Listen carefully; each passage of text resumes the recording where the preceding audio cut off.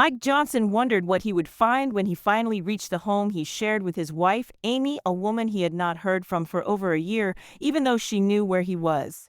As he stared out the window of the cab, he thought back over his life. He lost both his parents at the age of 17 in a tragic auto accident and became an emancipated minor with the support of his next-door neighbor, who happened to be a county social worker. Fortunately, his parents had set up a trust fund to make sure he was well taken care of. It wasn't a huge amount of money, but it was enough to take care of his needs. He was also in great physical shape and played football in high school. He was popular with his classmates because he had his own house, which was paid for with his inheritance, and he was considered to be an all-around nice guy. His father taught him to be a gentleman to the ladies and how to control his temper. When he died, he was a hand-to-hand combat instructor and had taught Mike well. He graduated high school and went to college at the University of Florida. In his third year of college, he met Amy, who was in her second year. They dated a few times, but he felt like something was missing, so he didn't call her after their third date. About 2 weeks later, she called. "Hey, Mike," she said. "What's going on? I haven't heard from you for a while. Is something wrong?" "I don't know, Amy," he said. "I just don't think we're a good fit, you know." "That's not true, Mike," she said, disappointed. "I think we're a great fit. Please, can we try again?" "Okay, let me think about it," he said. A week later, he asked her out again. This date was completely different. They had had sex on their original dates, but this time was so much better. "Wow, baby, that was great," he said after a mind-blowing orgasm. "Where did you learn to do all that? And who did you practice with?" Amy laughed. "My roommate gave me some tips," she said. They continued dating until he graduated with a degree in economics. As they celebrated his graduation that night, he asked her to marry him, and she said yes. The wedding was set to take place after her graduation. He stayed in the area so he could remain close to Amy and got a job with a local investment firm. They married in March 2001. At the time, he was 22 and Amy was 21. Things were going great for them, but the world changed that September. On September 12, 2001, he joined the Army. Thanks in large part to his father's training and his constant practice of martial arts, he became a ranger. During this time, they made a great couple and were happy newlyweds. He kept the house he had inherited from his parents in Columbus, and the two stayed there. Amy was able to get a job as a paralegal in town. By the time his training was complete, the U.S. was neck-deep in Iraq, and he was shipped off for a 12-month tour. A month into that tour, he was promoted to sergeant and made a squad leader. After that tour, he came home, but 9 months later was ordered to Iraq for another 12-month tour. By now, he had re-enlisted and was promised a duty station of his choice upon returning from Iraq. Predictably, Amy wasn't happy. "Why do you have to go back?" she asked. "I need you here with me." "I'm sorry," he said. "I've been given orders. I want to stay here with you too, but I don't have a choice in the matter." He held her as she cried into his shoulder. "After this tour, I'm supposed to be able to choose my next assignment," he told her, hoping it was a promise he would be able to keep. They made love well into the morning. What Mike didn't know is that would be the last time he would be with her sexually. 3 days later, he was in Iraq.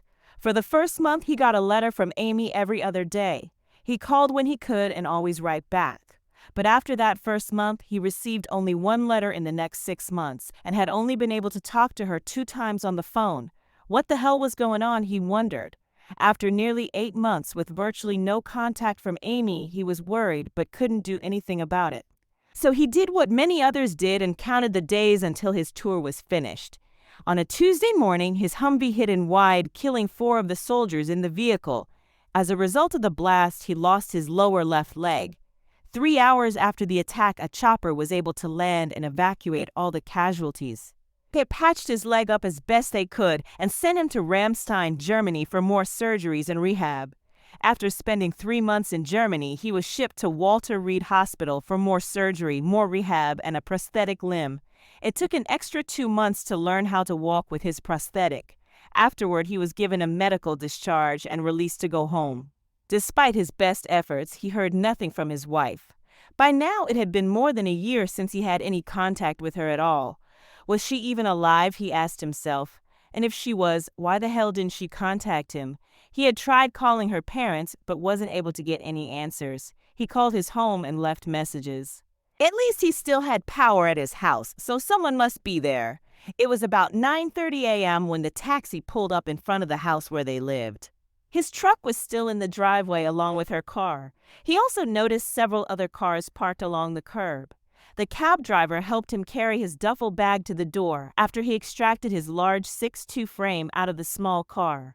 He heard noises from the front room and wondered what was going on. He carefully opened the door and walked into the living room, where he got the shock of his life. There on the floor was a barely recognizable Amy being gang-banged by 6 men. He took out his cell phone and began taking pictures of the action before him. The men screwing her heard the door open and saw the flash from his phone and looked up. After seeing him standing there, they grabbed their clothes and ran out the door. Mike recognized them as he had seen them on base before, and 2 of the men had rotated to the States when he arrived in Iraq for his second tour. Amy laid on the floor, not recognizing him. She actually asked if he wanted a turn since the others had left. "Are you kidding me?" he shouted. "So this is what you've been doing the last 13 months. Is this why you couldn't bother to write or answer my calls? I get myself blown off and lose a leg, and here you are screwing everyone in town. Get the hell out of my house. You have 10 minutes to pack up and get the hell out." That's when she recognized him. She got off the floor and reached out to him, but he backed off. "Keep your filthy cheating paws off me, you witch," he ordered. She backed away from him, scared. "Please, Mike, let me explain," she begged. "This isn't what you think. Are you kidding me right now?" he asked. "I haven't heard shit from you for over a year, and when I do get home, I find you getting banged on the floor by 6 men. There's nothing to explain. Pack your trash and get out." After saying that, he had another thought. He went to their bedroom and pulled her clothes out of the closet, including her wedding dress, and tossed them out the window. Going to her purse, he pulled out the ATM card for their joint account and the credit card they shared. He also took the house key off her key ring. He went outside, pulling out his lighter. "What are you doing?" Amy asked, scared. "You have 10 minutes to pack your trash and leave, or I'm burning everything," he said. "Now move." Amy ran through the house, trying to get her things together. Mike kept track of the elapsed time on his watch.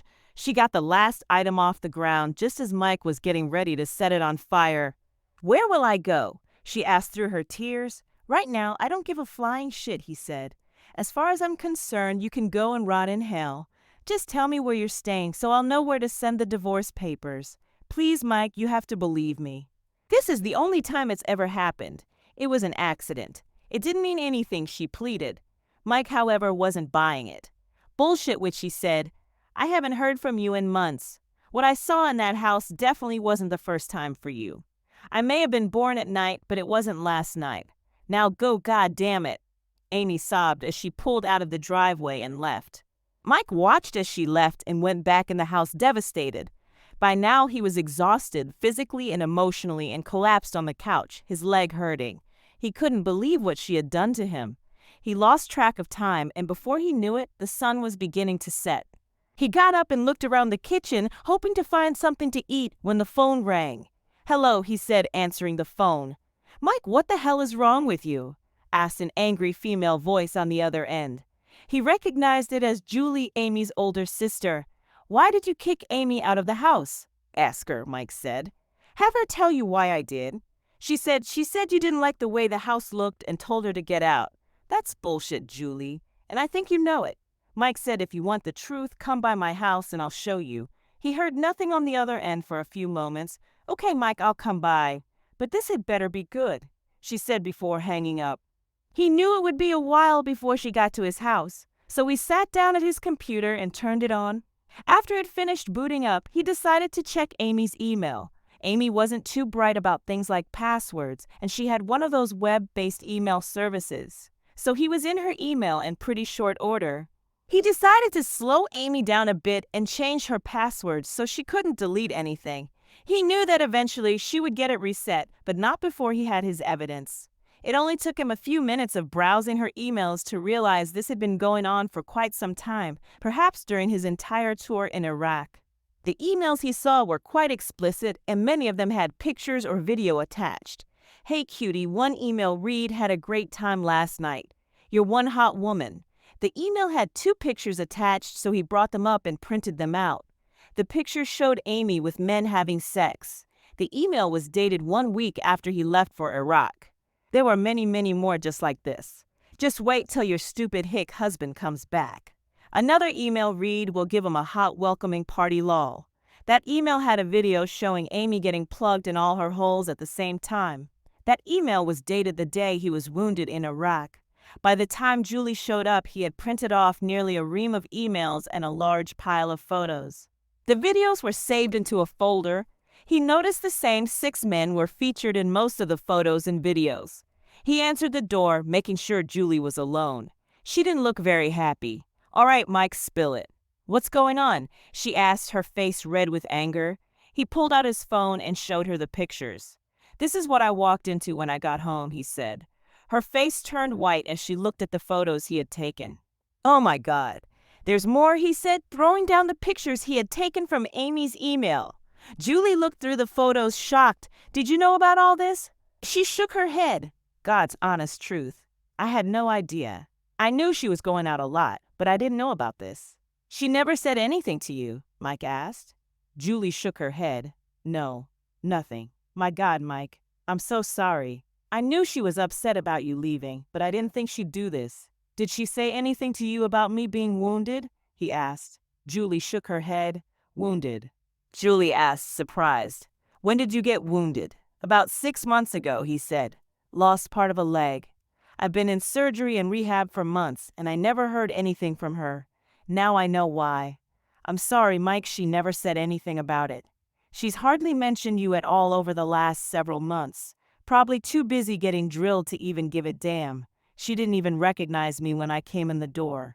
"So what are you going to do?" Julie asked. "I'm divorcing her.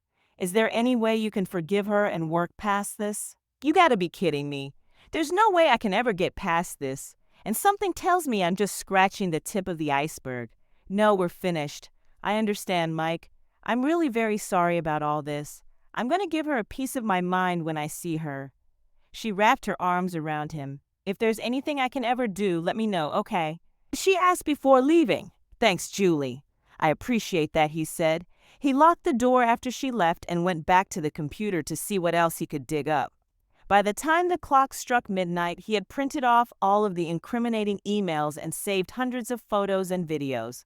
Looking at the timeline, he could see that Amy's cheating had begun early in his first tour in Iraq and had been happening about once a week the whole time he was gone. He also managed to identify all 6 men involved in her gangbangs. He also learned that all of them were active duty. Based on what they wrote, he was able to identify the units they belonged to and got an idea of the days they went out clubbing. Additionally, he found that all 6 of the men Amy had been screwing were married and a couple of them had young children. He made a note of their addresses and contact information. He regretted that they would be hurt in all this, but he wasn't going to let the holes off the hook just because they had children. He filed that information away and laid down on the futon in his office to get a few hours' sleep. The next day would be very busy. He woke up before the sun came up the next day and did his morning routine. Getting dressed, he mapped out the day's activities. First on his list was to get an appointment with a good divorce attorney. He looked through the phone book and started making calls. After speaking to a couple of firms, he was able to get an appointment that morning. Looking at his watch, he realized he didn't have a lot of time before the appointment, so he went to the bank and closed out their joint accounts and reopened an account in his name only.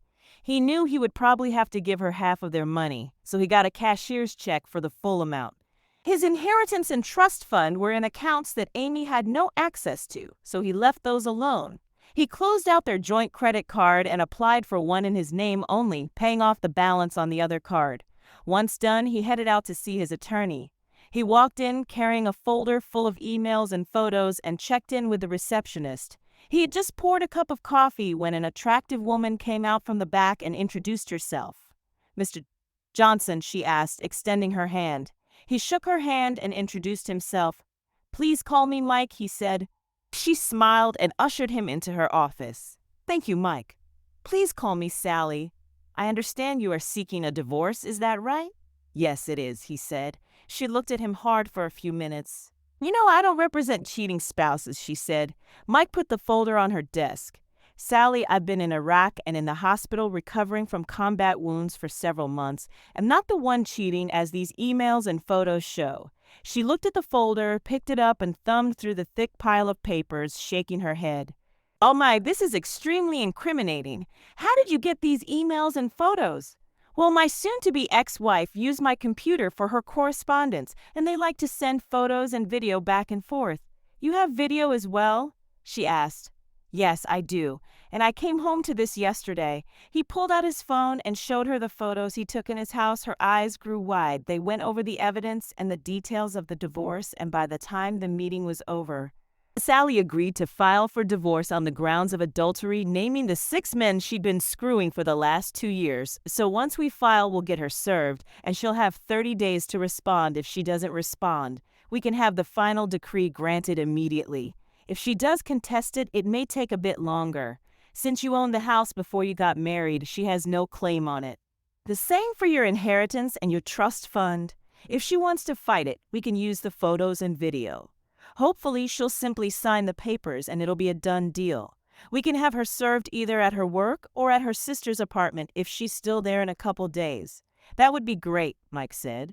He thanked her and left the office, feeling better since he first got home the previous day.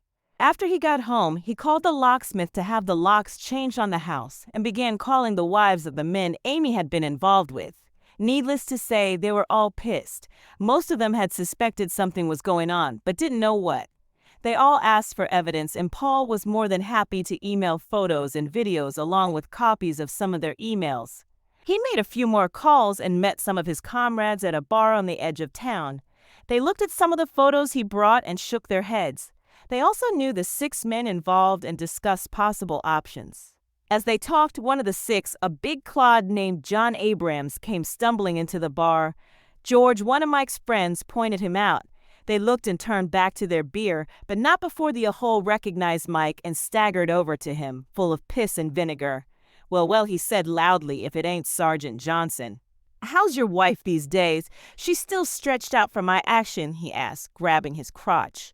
Mike said nothing, prompting the Ahole to push the issue. What, are you a scum sucker as well as a cock? Come on, big ranger dude, let's see what you've got.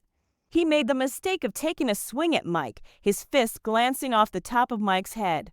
Mike responded, putting the Ahole down on the floor in seconds without breaking a sweat. Red with rage, he began pummeling the man's face, breaking his nose and leaving a few teeth on the floor. The next thing Mike knew, he was being pulled off the man by 2 police officers who slapped handcuffs on him and threw him in the back of a police cruiser. The other man was loaded into an ambulance and taken to an emergency room. Mike spent a few hours in jail before an officer came to his holding cell, waving him out. Today's your lucky day, soldier, the officer said. Witnesses said you acted in self-defense and surveillance video proved it, so you get to go home tonight with no charges. Mike went home and went to sleep. The next day, he got a call from one of his friends. Hey, did you see the news? George asked. No, I just got up. What's up? Seems there was a rash of muggings last night. 5 soldiers ended up in the hospital with various injuries. It's in the paper. Isn't that a shame? Yeah, that's terrible news, Mike said sarcastically. Anyone we know? Yeah, they just so happened to be the other 5 guys screwing Amy. Isn't that quite a coincidence? Yeah, that is quite a coincidence, Mike said, smiling. Later that day, Mike got a visit from his former regimental commander and the sergeant major, a man who made Sam Elliott's character in We Were Soldiers look downright friendly by comparison. He opened the door and invited them in, offering them something to drink. No, thanks, Sergeant, the colonel said. We just wanted to stop by for a few minutes to see how things are going. Could be better. All things considered, Colonel, and please call me Mike. I'm not a soldier anymore, thanks to this, he added, tapping on his prosthetic leg. I understand, and I do apologize, the colonel said. Not your fault, Colonel, you didn't plant that wide. They all laughed at that. I understand you're going through a divorce. I got a call from your lawyer who said your wife's been involved with 6 active duty soldiers. That's right, Colonel. I have names, addresses, you name it. Do you want them? Yes, Mike, that would be helpful, the colonel said. Mike went into his office and brought out a folder. He handed the colonel a sheet with the men's names and addresses. Would you like pictures as well? Mike asked. I have pictures, videos, you name it. Seems they got a kick out of emailing this stuff back and forth to each other. And yes, they knew she was my wife. They deliberately did it while I was overseas in a combat zone. And yes, they're all married. You've done your homework, I see, the colonel said. Yes, sir, I have. I've also done some checking online, and I know that adultery is covered under Article 134, Paragraph 62 of the Uniform Code of Military Justice. From what I've read, there's 3 basic elements of proof, and I believe all 6 of these cases meet those elements. I see you may very well be right from what you've said and shown us here. I'll take a look at this and push it through JAG and see what they say. If they agree, I think we can make a case to have them all dishonorably discharged. Also, Colonel, one of them attacked me last night in a public bar. He ended up in the hospital. The colonel nodded his head. Personally, I'd expect nothing less, but officially you didn't hear that from me, he said, smiling. So what are your plans for the future? Well, Colonel, I haven't had much time to think about that. I have an economics degree, but I don't think I'd ever be happy pushing a pencil again. The colonel smiled. Why didn't you go for Ox? He asked. With your record, you would have been a shoo-in. My dad was an NCO, and I always wanted to be where the action was, Mike said. The colonel nodded his head, and the SGT Madge smiled. I knew your dad when he was a hand-to-hand combat instructor. Damn good man. I know he'd be proud of you no matter what you decide to do. He stood and put his hat back on. The SGT Madge joined him. He extended his hand, and Mike shook it. You take care of yourself, Sergeant. If there's anything I can do, let me know. Mike nodded his head.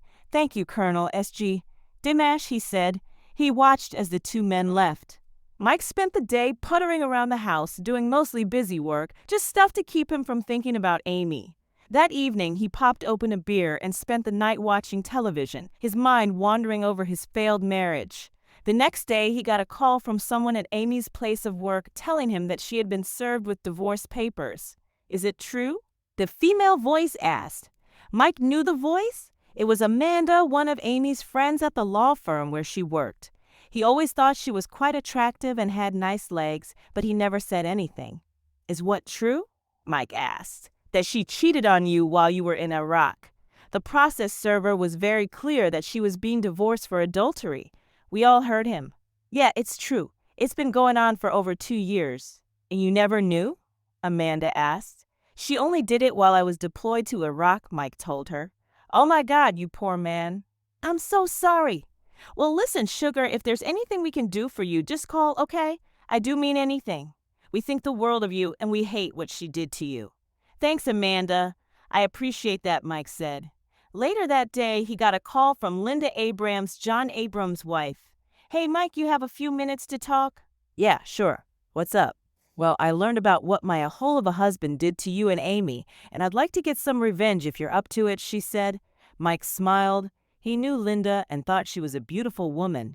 He couldn't understand why John would cheat on her. He listened to her plan and had to smile. This would be fun, he thought. When do you want to do this? He asked. Tonight, if you're free, I'd like you to come by about 4:30 or 5 o'clock this evening so I can feed you dinner first and get everything set up. You're on, Mike said. I'll see you this evening. A bit later, he got another call, this time from Amy. Mike, she sobbed. I got served with divorce papers today. Can't we work through this? I told you it was only the one time and it was an accident. Mike laughed. You stupid witch, he growled. I happen to know that it was much more than a one-time thing. Just sign the papers and it'll be over in a month. Otherwise, it may get very public and you don't want that. Damn you, she said, her tone changing. I'll fight you every step of the way.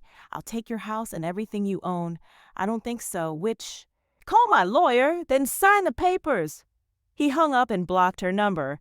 That afternoon, he went to Linda's house and parked in the middle of their driveway, just as she suggested. He knocked on the door, and she opened it wearing a short, ripped T-shirt and a tiny pair of ripped Daisy Duke shorts that showed off her bum. She wrapped her arms around Mike and kissed him deeply while grinding her crotch into his. Like what you see, soldier, she asked seductively. God, yes, you're beautiful. John was an idiot for cheating on you. Yes, he was, and he's going to find out just how big of an idiot he was. Come on in, I have dinner cooked up. Mike entered the house and smelled chicken fried steak. His mouth watered as he thought about what was about to happen. This is delicious, Mike said as he finished the meal she dished out to him. "Just wait till we have dessert," she said. Grabbing his hand, she took him upstairs. Linda had placed a chair in the bedroom positioned just right and put Mike behind the door. She had a pile of zip ties and a couple rolls of duct tape on the dresser. After they went over their plan, they heard the front door open. Linda put her finger over her mouth. "I'm home," John shouted from the front room. "Whose truck is that in the driveway? I can't get in the garage." "I'm sorry, Han. I asked Mike Johnson to come over and give me a hand with something that broke, and I didn't want to bother you at work. Could you please come upstairs? We could use your help." "Mike Johnson?" he asked as he came up the stairs. "Why did you call him?" "Oh, no reason, really. I just thought he could help. You don't mind, do you?" she asked. "No, I guess not," he said, following her into the bedroom. As soon as he entered the room, Mike slammed the door shut and punched him in the throat. He followed that up with a punch to the gut. John didn't know what hit him, and by the time he could react, Mike and Linda had him in the chair and zip-tied to the legs. His arms were also zip-tied to the chair. "What the hell is going on?" he yelled when he was able to catch his breath. Linda stood in front of him, her hands on her hips. "I learned that you and your buddies have been screwing around with Amy Johnson for the last 2 years or more a whole. I also know all about your attack on Mike at the bar the other night. So I decided to get some revenge." She tore off her top and held her breasts for him. "Like this?" she asked. "Well, guess what? You're never touching them again?" "Please, Linda, don't do this," John begged. "Shut up a hole, I'm just getting started." She kicked off her tennis shoes, then pulled her shorts down and kicked them off. "Linda, no, don't," John begged, shaking his head. "Why not a hole?" she asked. "You've been screwing around on me for years while I've been taking care of your bum, cleaning the house, washing your dirty laundry, and cooking for you while working a part-time job. All that time I've been faithful to you, and this is how you repay me. Screw you. You're gonna sit there and watch me get drilled? Then you're out of here. Don't make me tape your mouth shut." John looked down at the floor, defeated. Linda turned to Mike and practically ripped his clothes off. After she took his trousers off, Mike looked down at her, uncertain. She had never seen a man with a prosthetic leg before. She ran her hands over it for a couple of minutes before looking up at him. "If it bothers you, we don't have to do this," he said. Linda smiled up at him and pulled down his boxers in response. "You may be missing part of a leg, but you're more of a man than that a hole will ever be," she said, glancing at John. She kissed Mike and proceeded to have sex with him. "Oh God, that feels so good," she moaned as she rode into another orgasm. "That's it," she said. Linda got off the bed and didn't bother cleaning herself up. She grabbed an envelope out of her nightstand drawer and dropped it in John's lap as Mike cut the zip ties. "You've been served a hole. Now get your shit and get out of here. I've already got it packed up for you. There's also a restraining order and you'd better obey it, otherwise I'll have you thrown in jail. Got it?" John nodded his head quietly and took his duffel bag and the suitcase Linda had prepared. Defeated, he left the house. After John left, Linda buried her head in Mike's shoulder and cried. He held her, kissing her head. "It'll be all right," he said. She nodded her head. "It won't be easy, but I'll manage. I've already split our accounts, and with my job, I'll be able to cover the bills for a little while, but I'm eventually going to have to sell the house. Linda, if it comes to that, you can come stay with me," Mike said. She nodded her head. "Thanks, Mike. I appreciate that. Please stay here with me tonight," she begged. Mike agreed, and the two made love well into the morning. Things didn't go well with the divorce at first. Amy decided to fight it, claiming that her 6-man gangbang was just a one-time thing.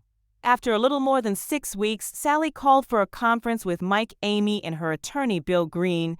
They gathered in a conference room at Sally's office, and Amy's attorney started speaking right away, suggesting the two go to counseling to help Mike get past what he called Amy's one-time mistake. Sally shook her head and stopped Amy's attorney. She pulled out a ream of emails and photos and threw them on the table. Amy and her attorney looked at the pile of paper, shocked. "Look, Bill, let's cut through the bullshit, okay? My client has evidence, in your client's own words, photos and videos of multiple sex parties with the same 6 men going back over 2 years. By our estimate, your client has done this over 100 times while her husband was in Iraq. I've seen your client's sworn response, and I want to warn you that if you persist in this, we'll have no choice but to charge your client with perjury and ask for the maximum sentence of 10 years in prison. Now, if you decide to withdraw your response and have your client sign Mr. Johnson's initial proposal. We'll forget about the perjury. What'll it be? Look, Sally, you know as well as I do that it's rare for criminal prosecution for perjury in divorce cases. Your threats won't work here. Do you really want to take that chance, Bill? Sally asked. It may be rare, but it does happen. And with the proof we have, I think a judge would see it our way. Bill shook his head. Mike leaned to Sally and whispered something in her ear. She nodded her head before speaking. Why don't we do this? My client says he'd like to speak with Amy for a few minutes alone. He assures me he won't get out of line. I suggest we let them have this time to work things out. Bill listened as Amy spoke to him quietly. After she finished, he nodded his head. Okay, but we'll be right outside the door. After they left, Amy looked at Mike. All right, what are you planning? She said defiantly. Mike picked up the pile of emails and photos and began throwing the photos in front of her. Her eyes widened as he did so. Then he pulled out a photo of her from his wallet. Do you know what got me through those 2 tours in Iraq? He asked. He pointed at his photo, now yellow with age. It had been taken shortly before he enlisted. And then when I didn't hear anything from you, I began thinking the worst. I honestly thought you had gotten hurt or worse. Then when I came home and find you banging those 6 holes, I nearly lost it. You can imagine how I felt when I looked in your email and found all this. You might as well have put a bullet in my head. At least that would have been more merciful. Amy began tearing up as he talked, but he wasn't finished. He tossed out an email he had printed. He began reading the thread. Hey, babes, did you get that little problem taken care of? He looked at her. Then you answered, yes, I went to the abortion clinic yesterday. I should be okay for next week's party. He looked at her with hate in his eyes. You had an abortion, Amy. Why? Why did you do it? Amy, was I not man enough for you? He asked. She shook her head. Yes, you were, she said through her tears. I just missed you so much, and then when I met the guys at the club, they made me feel good, and I forgot about how much I missed you. Well, you just screwed up 7 families counting ours, do you know that? He asked. You didn't just screw up our family, you destroyed theirs as well. Some of those guys had children, did you know that? She shook her head. No, I didn't, she said. What did you think was going to happen when I got back? Clap my hands and brag about how big a 304 you are, he asked. She was sobbing by now. I'm sorry, she said through her tears. I didn't mean to hurt you. Well, you did. Look, I happen to know the girls in your office hate your guts and hate what you did. I also know the 6 holes are all getting divorced and are facing discharge from the Army.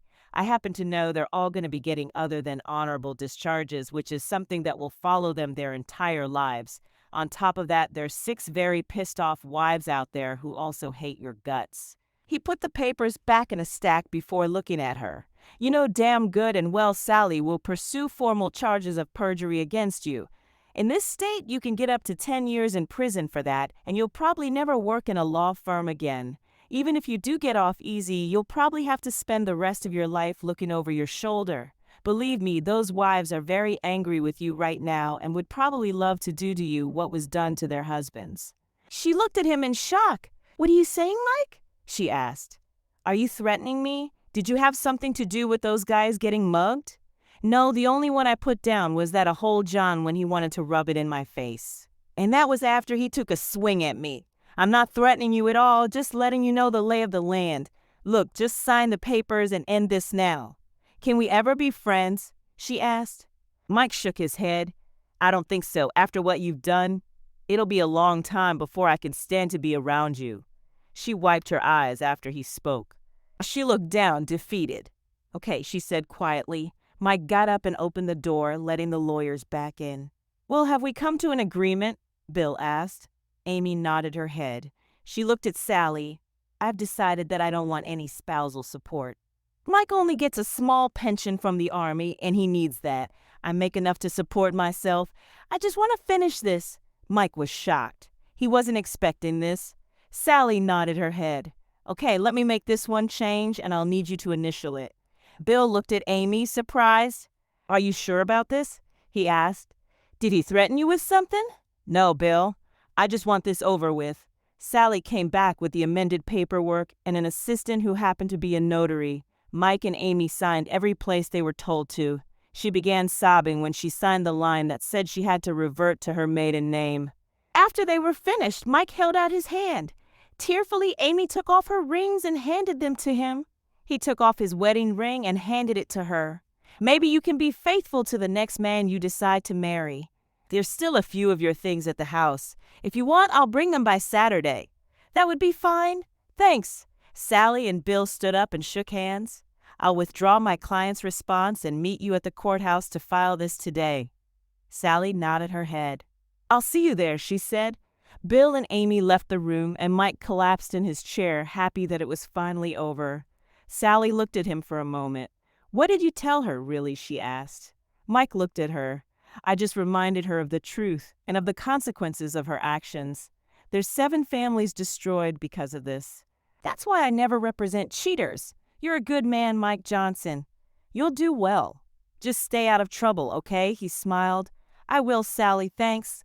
He left the office and headed home, stopping on the way to grab a 6-pack of beer. He called Linda's cell and gave her the news. Come on by the house tonight, soldier, and I'll help you celebrate. You got it, babe, he said, smiling. That Saturday, Mike loaded up the few things he had left of Amy's and headed for her sister's apartment where she had been staying. Julie answered the door when Mike rang the bell. Hi, Mike, she said. I brought the rest of Amy's things over, he said. Well, the next time I see her, I'll get an address and send it, she said. What do you mean? Amy left. She quit her job the day you guys signed your papers, and she left that night. Just packed up her stuff and took off. I don't know where she's going, but I think she's leaving the state. Okay? Well, if you talk to her, tell her I dropped this off. Julie took what Mike brought over and thanked him. A few weeks later, Julie told Mike that Amy had fled clear across the country and was now living somewhere in Washington or Oregon. The 6 men she cheated with were all given discharges that were other than honorable. They also fled the area to parts unknown. Mike wondered if they hooked back up with Amy, but he really didn't care. He married Linda shortly after their divorces were final. It turned out that she got pregnant the night they got revenge on John. They've since had 2 more children and are doing well. Mike was offered a job as a researcher for something called the Homefront Security Task Force and still works there. The pay is good, the benefits are great, and he has access to information most people would kill for. Better yet, he's able to work from home, but sometimes has to fly to someplace called Fort Apache.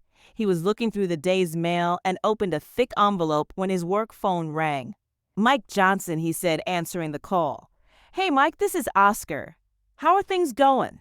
The man at the other end asked. Going great. Oscar, how about you? Mike asked.